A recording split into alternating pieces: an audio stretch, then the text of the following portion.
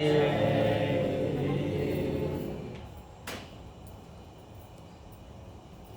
पूज्य स्वामी जी महाराज बाबा जय गुरुदेव जी के श्री चरण कमल पर अरबों खरबों प्रणाम। वर्तमान समय के संत सदगुरु बाबा उमाकांत जी महाराज के श्री चरण कमल पर अरबों खरबों प्रणाम।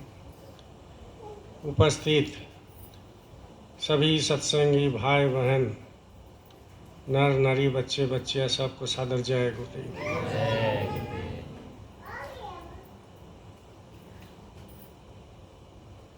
देखिए प्रेमियों,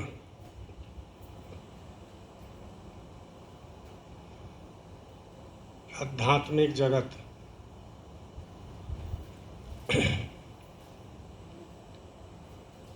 बहुत कठिन होता है।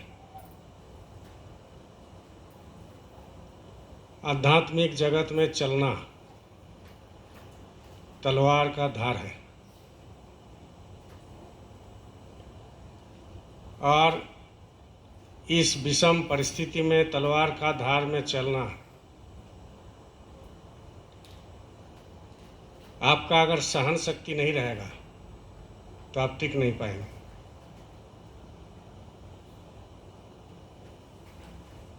क्योंकि जब जब धरती पर हमारे सदगुरु आए हैं, पीर पैगंबर आए हैं, अवतारी शक्ति आई है, इन लोगों को हमारे ही दुनिया के, देश के, समाज के, घर के लोग बहुत सताया, बहुत। इतनी सताया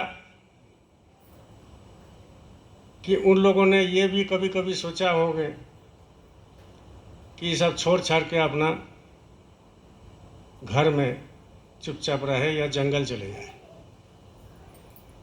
हमारे ही महाराज जी को जब मथुरा से जाने से मजबूर कर दिए तो उन्होंने भी यही सोचा, मोबाइल बंद कर दीजिए भैया, किसका है, बराबर बसता है, बड़का बिजनेसमैन है। जय गुरुदेव।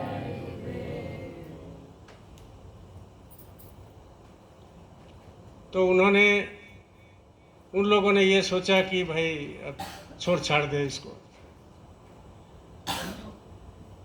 आपके हमारे जो मालिक है अभी, उज्जैन वाले बाबा, जब मथुरा से जाने से मजबूर कर दिए तो उन्होंने भी श्रीमुख से कहा कि ऐसा लगा कि जंगल चले जाए, अपना भजन करने लगे। कितने लोगों ने तकलीफ दिया, लेकिन जब राजस्थान के कुछ प्रेमी बोले कि आपको तो जंगल जाना नहीं है, आपको तो नामदान देना है, गुरु महाराज आपको आदेश दे के गए हैं, लेकिन नामदान देना है, और सब जब विनती प्रार्थना करने लगे तो उन्होंने अपना इस प्लान को रोक दिए और संगत को संभालने के लिए और नए लोगों को नामदान के लिए देने के लिए संसार में काम करने लगे। अभी काम चल रहा है। जो भी संत महात्मा आए, साधु, बहुत लोगों को सताया, बहुत लोगों ने उनको सताया, और इस विषम परिस्थिति में एक ही दवाई काम करता है, वो है सहन शक्ति। चाहे संसार हो, चाहे आध्यात्मिक जगत हो, जिनके अंदर सहन शक्ति नहीं है वो कुछ भी नहीं कर सकता। इसलिए सहन शक्ति बहुत जरूरी होता है। और ये सहन शक्ति आएगा कहाँ से? सबसे बड़ा तो बात ये है, बोलने से नहीं होता है कि हम बहुत सहन कर लेते हैं। सहन जो शक्ति होता है, लोग कुछ बोल दिया तो सहन करना है, कोई कुछ बोल दिया सहन करना है, घर में झगड़ा हो गया सहन करना है। तो ये शक्ति आता कहाँ से है? बाजार में तो मिलेगा नहीं। ये शक्ति आता है जब आपके ऊपर गुरु की दया होता है और मनुष्य जब जान लेता है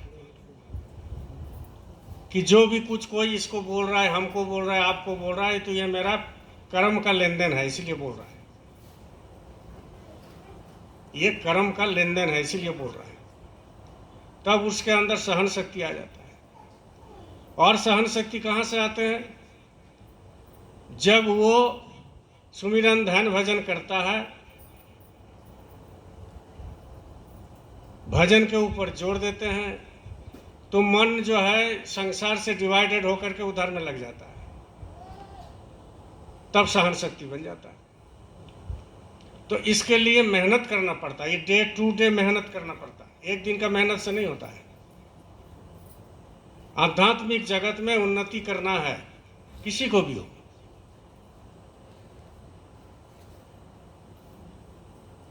तो आपको सब दरकिनार करके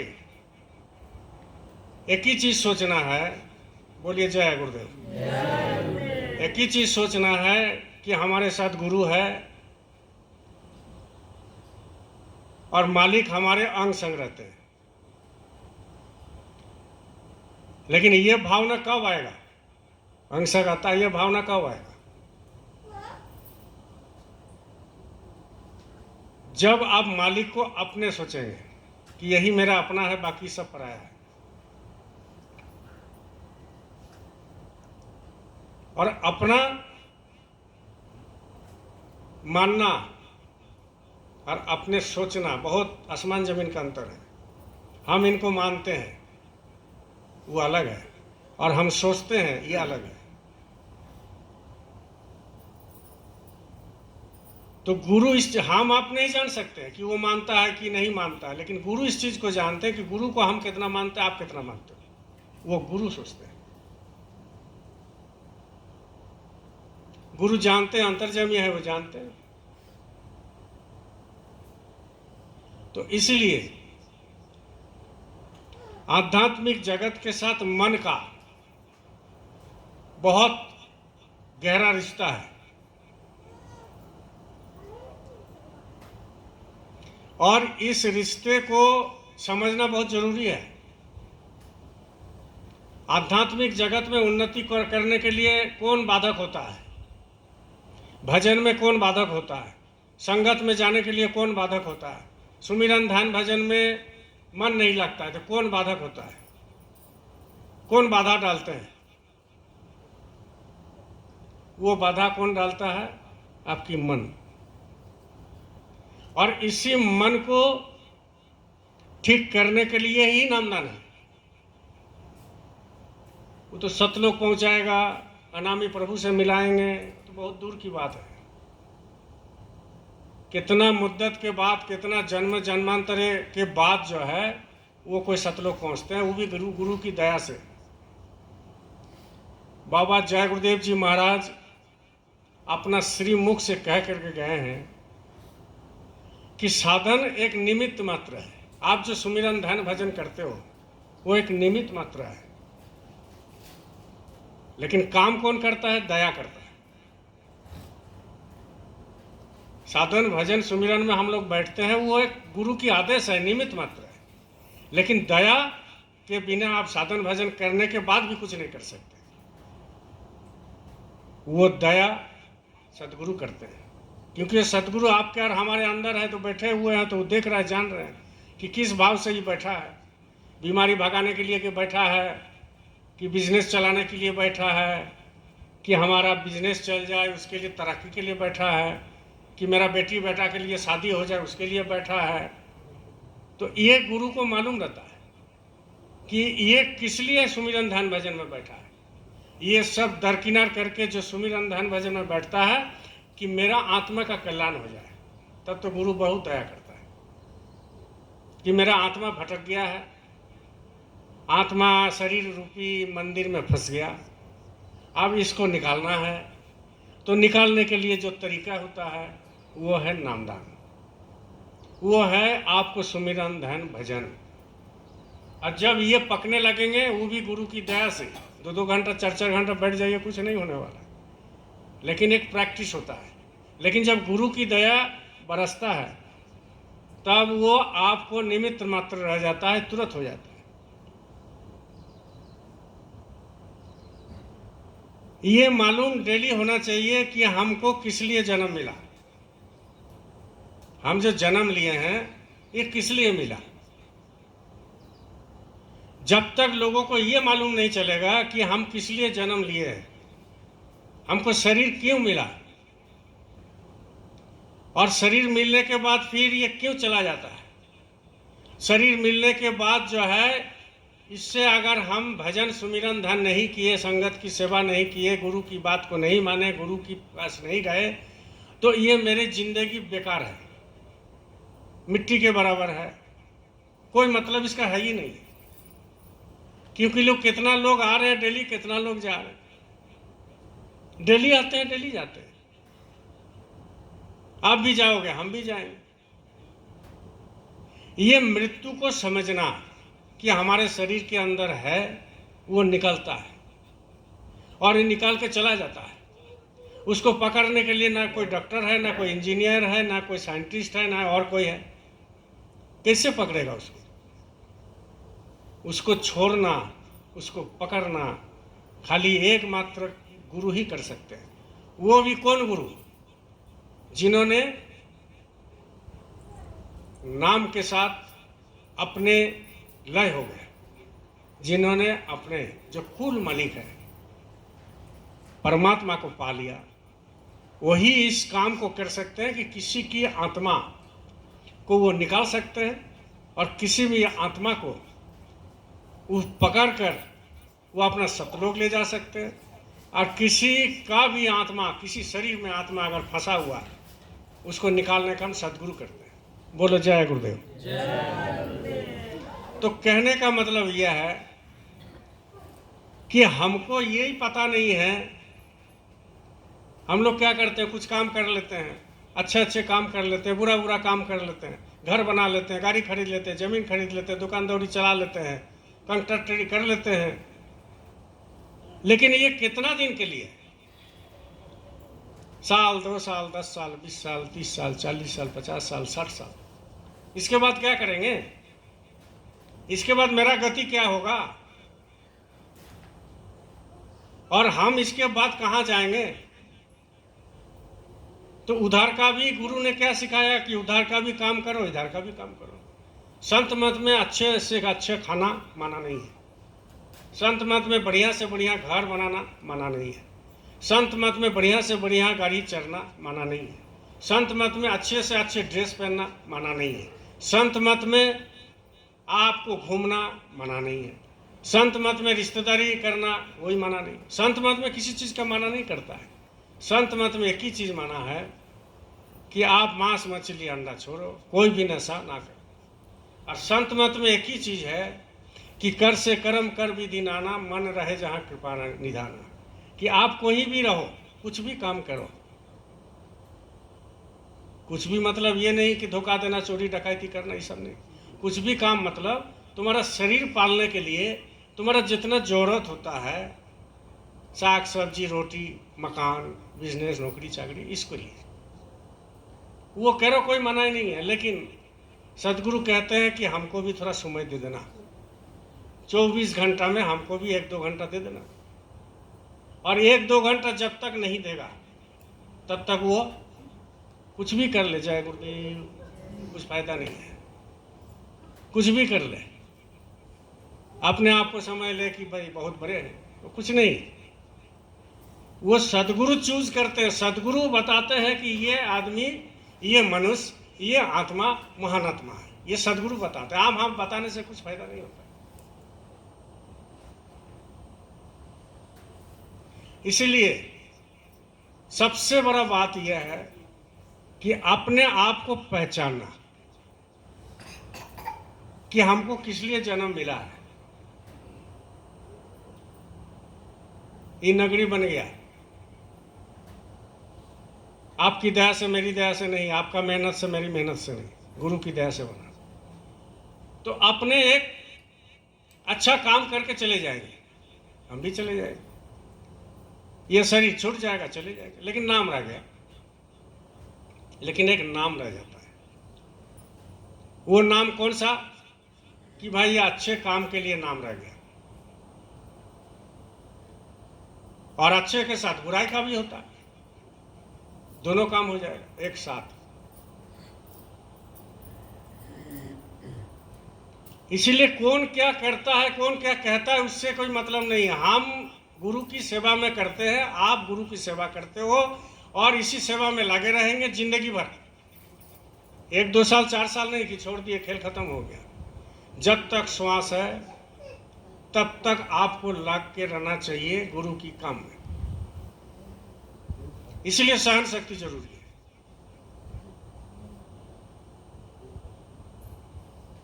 तो यही कहते हैं, जहां आपा तहां आपदा, ये कबीर साहब का वाणी है। जहां आपा तहां आपदा, जहां संशय यहाँ रोग। ये कबीर ये क्यों मिटे, चारों धीरज रोग। बढ़िया से सुन लीजिए, कबीर वाणी उल्टी वाणी, सबको समझ में नहीं आएगा। जहां आपा तहां आपदा, जहां संशय तहां रोग। कहे कबीर ये क्यों मिटे, चारों धीरज रोग। कबीर जी कहते हैं, जहां मनुष्य में अहंकार है उस पर आपत्तियां आने लग जाती है। जितने भी गुरु भाई गिर गए सब अहंकार के चलते, जितने भी महात्मा गिर गए अहंकार के चलते, जितने भी साधु गिर गए आध्यात्मिक जगत में वो अहंकार के चलते। ये बड़ी खतरनाक है। और अहंकार एक देवता है जो आपको और हमको समझ में नहीं आएगा कि कहाँ रहता है, कैसे ही आपको घुमा देगा, किधर आपको कर देगा। है तो हमारे दोनों आंखों के बीच में ही बैठा हुआ है। आत्मा है, उसका चारों तरफ है, चित्त मन बुद्धि अहंकार, चारों देवता, बड़ा बड़ा देवता। उससे पार आप नहीं लग सकते, उससे पार वही लगाएगा जो सदगुरु होंगे। तो ही कहते हैं, कबीर जी कहते हैं, जो जहां मनुष्य में अहंकार है, और वो अहंकार हम में भी है, वो अहंकार आप में भी है। ये अहंकार ऐसा चीज होता है, ऐसा देवता है जो त्रिकुटी पार कर लेगा फिर भी अहंकार रहता है, उतना सीधा नहीं है। जो आपको त्रिकुटी पार कर लेगा, आपको तो नामदान मिला, आपको तो मालूम है त्रिकुटी क्या है। जो वो त्रिकुटी भी पार कर लेगा तो भी अहंकार रहता है। अहंकार लुप्त कब हो जाता है, वो जब सतलोक पहुंच जाएंगे तब अहंकार का उसको सब खत्म हो जाएगा। तो कितना बड़ा देवी देवता है ये, उस पर आपत्ति आने लग जाती है। और जो संशय करता है, जैसे जय गुरुदेव नाम, बहुत लोग अभी तक विश्वास नहीं है। आफत पड़ता है तो जय गुरुदेव खूब करेगा। इसके बाद जैसा ही आफत चला गया, बीमारी ठीक हो गया, मुकदमा जीत गया, तो वो फिर जय गुरुदेव को भूल जाता है, तुरंत भूल जाएगा। तो वही कहते हैं, और जो संशय करता है और उसे रंज और चिंता जैसा रोग हो जाता है। चिंता से चतुराई घटे और पाप से घटे शरीर। वो चिंता एक रोग हो जाता है। तो वो रोग तो हम आप में सब में है, लेकिन फिर भी एक विश्वास आपके और हमारे अंदर क्या है कि नहीं, हमारे बाप है, हमारे गुरु महाराज है, हमारे अंग संग रहता है। ये बहुत बड़ी बात है। इन चारों रोगों को इलाज क्या है, बोलिए जय गुरुदेव। ये चारों रोगों को इलाज क्या है, सहन शक्ति, धैर्य। सबसे ज्यादा धैर्य किसका होता है जिंदगी में? सबसे ज्यादा धैर्य ये दुर्वा जो घास होता है ना, उसका होता है। ये गर्मी में सूख जाता है, लेकिन जब वर्षा होता है ये फिर कहाँ छुपा हुआ रहता है, वो फिर उग जाता है। और उसी के अंदर मोटर चलता है, गाड़ी चलता है, आप पैदल चलते हो, उसी के ऊपर चल देते हो, लेकिन वो उठ तक नहीं करता है, चुप रहता है, और समय पर वो फिर उग जाता है। इसीलिए किसका कब कौन समय आएगा ये लोगों को मालूम नहीं है। कब किसका समय आएगा। आज वो भिखारी है, कल रंक हो जाएगा। आज उनका बीमारी है, कल शरीर ठीक हो जाएगा। आज वो दुख में है, कल सुख में आ जाएगा। और वो सुख में है तो दुख में आ जाएगा। इसका कोई ठिकाना नहीं है, क्योंकि सब कुछ समय से होता है। समय बहुत बड़ा बलवान होता है। हर चीज समय से होता है।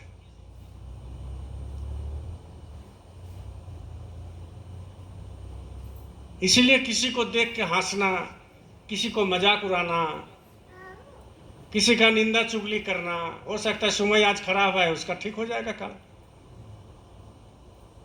एक ऊंट वाला जा रहा था, बोलिए जय गुरुदेव। और ऊंट जो है वो किसमें व्यवहार करता है? सामान ढोने में। वो कहाँ? राजस्थान में। तो जब वो जा रहा था तो वो सुबह निकालता है और शाम को घुसता है, पहुंचा देता है 2-4 लोगों को। तो रोड में एक सब्जी वाला खड़ा था, ऐसे हाथ दिया, रोक दिया, तो ऊंट में चढ़ा लिया। थोड़ा देर 1 किलोमीटर गया, इसके बाद एक चूड़ी वाला, कांच का चूड़ी होता है ना, वो बेचने के लिए जा रहा। टाउन में सब जाता है, तो वो चूड़ी जो है लेके चढ़ गया।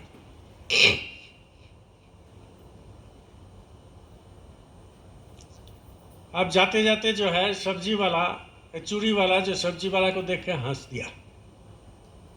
क्यों हंस दिया? कि यार हमसे ज्यादा थोड़ी कमाता है, सब्जी में क्या कमाई है, सब्जी में क्या कमाई? हंस दिया। तो सब्जी वाला पूछा, काहे हंसते हो भैया, क्या बात है? बोले कितना कमा लेते हो जाता है 100, 200, 400 रुपया हो जाता है। तो सब्जी वाला पूछा, आप कितना कमा लेते हो? बोला हम 1000 रुपया कमा लेते हैं। बोले डेली? बोले हाँ डेली। बोला अच्छा, तो बढ़िया अच्छा कमाते हो? बोला हाँ। अब वहाँ से टाउन दूर था, 7-8 किलोमीटर। 3 किलोमीटर 4 किलोमीटर जाने के बाद ऊँट को लगा थकान, और वो सोचा कि एक बार सो जाए कम से। तो जिधर चूड़ी रखा हुआ था ना, उधर करवट लेके वो सो गया, और जितना चूड़ी था सब उठ गया। अब सब्जी वाला हंसने लगा, सब्जी वाला हंसने लगा। हो गया ना खेल खत्म? सब्जी वाला पूछ रहा है, हो गया ना आपका? तो चूड़ी वाला समझ गया। इसलिए अहंकार नहीं करना चाहिए। बहुत बड़ा देवता है, आपको पता नहीं चलेगा आपके अंदर अहंकार भरा हुआ है। आपको बोली से अहंकार, विचार से अहंकार, चलना फिरना से अहंकार, हर चीज में अहंकार नजर आता है। वो किसका नजर आता है? दूसरे को। हमारे अंदर अहंकार है तो किसको नजर आएगा? आपका नजर आएगा, हमको थोड़ी आएगा। हम तो उसमें मस्त है। ये बड़ी खतरनाक है। इसलिए कोई कुछ करता नहीं है, सब समय की बात है, और समय से सब होता है। इसलिए हमें और आपको एक ही चीज जिंदगी में ध्यान रखना है कि गुरु हमारा ना छूटे। हमको जो है गुरु ना छूटे, कुछ भी हो जाए, लेकिन गुरु हमारे साथ रहे, गुरु हमको हमेशा नजर आए। हम तुम्हारे थे गुरुजी, हम तुम्हारे हैं, हम तुम्हारे ही रहेंगे, ओ मेरे प्रियतम। ये भाव हमेशा होना चाहिए कि गुरु मेरे हैं, बाकी सब पराया है, सब पराया है। जब आप मृत्यु को जान लेंगे कि हमको मरना है, तो आपको आध्यात्मिक जगत में लगाव थोड़ा ज्यादा हो जाएगा कि हमको तो मरना है, सब कोई जा रहा है, हम भी जाएंगे। आध्यात्मिक जगत में लगाव ज्यादा हो जाएगा।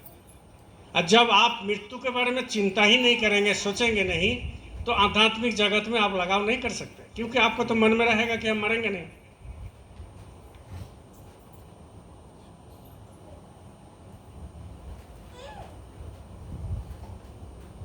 आदमी झूठ बोलना हमारा पाप है, हम लोग छोटा से सोच रहे हैं, जान रहे हैं, सुन रहे हैं, शिक्षा दिए हैं, शिक्षा दे रहे हैं, शिक्षा ले रहे हैं कि झूठ बोलना महा पाप है, लेकिन फिर भी बोलते हैं। खैनी खाना खाने से कैंसर हो जाएगा, अब पैकेट में भी लिखा हुआ है गुटखा खाने से आपका कैंसर हो सकता है, आपका घाव मुंह में हो सकता है, लेकिन फिर भी लोग गुटखा खाता है। दारू पीने से लीवर खराब होता है, लोग जान रहा है। बैठ के हरिया पीता है, हम देखे हैं झारखंड में, बाजार में सब्जी का बाजार अलग है, हरिया का बाजार अलग है, उसी बाजार में उधर जो है बोतल लेके बैठा हुआ।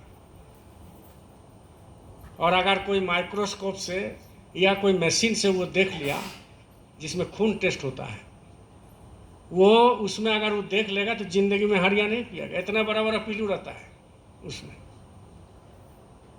क्योंकि वो तो पचा के बनाता है ना चावल। और उसको जो पी रहा है वो हाथ पांव उसका फूल गया, गाल फूल गया, उसको जॉन्डिस पकड़ लिया, लेकिन डेली एक बार जरूर जाएगा, पिएगा। जिंदगी को वो समझता है कि हम मरेंगे नहीं, ये जो हो गया हो सकता है कल ठीक हो जाए, हो सकता है कल ठीक हो जाए। और हम लोग भी देख रहे हैं कि डेली स्मशान में जा रहा है लोग, राम नाम सत्य है, 4 आदमी कंधा में लेके जा रहा है, लेकिन फिर भी सोचते हैं हम नहीं मरेंगे। एक दिन बीत गया तो समझ लीजिए आपका एक दिन कम हो गया। कोई अगर 20 साल जिएगा तो 1 महीना बीत गया तो समझ लीजिए 23 साल 11 महीना रह गया। और जाना जरूरी है और जाएगा भी, इसीलिए आप सभी लोग, हम भी कोशिश करते हैं कि मालिक छोड़ के आपका और मेरा कोई नहीं है, क्योंकि आत्मा निकालने के बाद मालिक ही देखेंगे, आत्मा निकालने के बाद मालिक ही जानेंगे, आत्मा निकालने के बाद मालिक ही संभाल करेंगे, और उसके पहले भी संभाल करते, लेकिन जब आत्मा निकल गया, यहाँ तो संभाल भी करते हैं। आप यहाँ फ़ोन करके आपका बेटा को बुला भी सकते हैं, मालिक रहते हुए भी बुला सकते हैं, बेटा जल्दी आओ, लेकिन जब आत्मा निकाल जाएगा तो वहाँ एक ही साथ देंगे, वो आपके अंदर जो बैठे वो वही, वह मोबाइल काम नहीं करेगा, आपका बेटा नहीं जा सकता। तो इस चीज़ को समझना चाहिए कि शरीर छूटने के बाद मेरा कोई नहीं। जब ये शरीर ही मेरा नहीं है, ये हाथ काम नहीं कर सकता, आँख काम नहीं कर सकता, कान नहीं काम कर सकता, मुंह काम नहीं करेगा, पैर काम नहीं करेगा, शरीर काम नहीं करेगा, तो क्या फायदा है। इसीलिए सभी लोग सुमिरन ध्यान भजन जरूर करें। बोलिए जय गुरुदेव,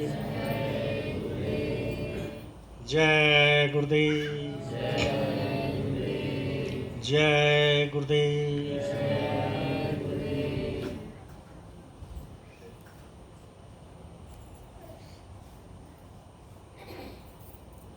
विनय करूं मैं दो कर जोरे, सतगुरु द्वारे तुम्हारे।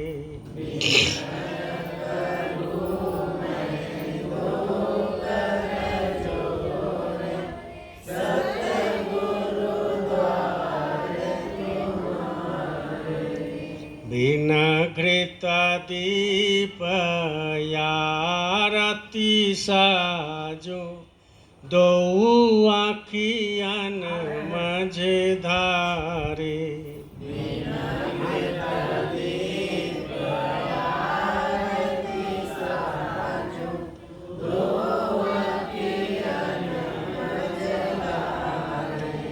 भाव सहित नित बैठी जरोखे, जो हत प्रियतम प्यारे।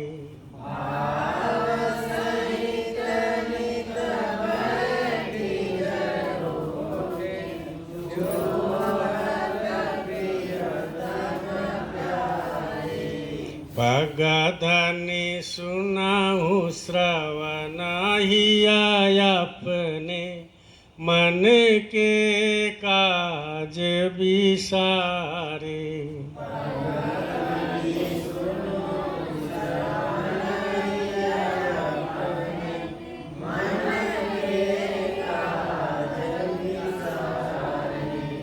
जागी सूरत पियत चरणामृत पियत पियत हुई नारी।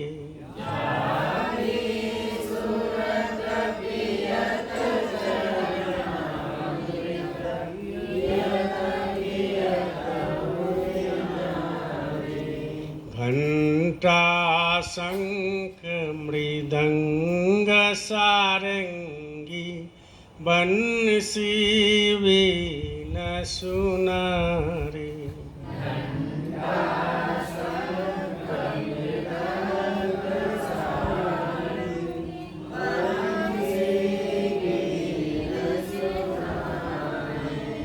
जय गुरुदेव की आरती करती गावत जय जयकारे। जय गुरुदेव की आरती करती गावत जय जयकारे। जय गुरुदेव जय गुरुदेव जय गुरुदेव जय जय गुरुदेव। जय गुरुदेव जय गुरुदेव।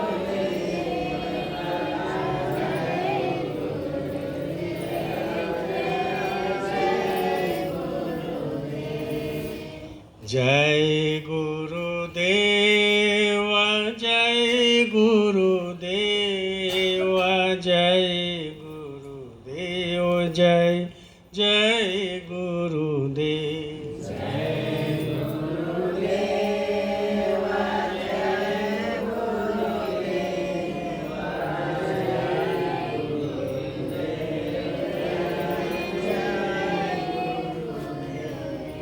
जय गुरुदेव। हाथ जोड़ कर विनय हमारी,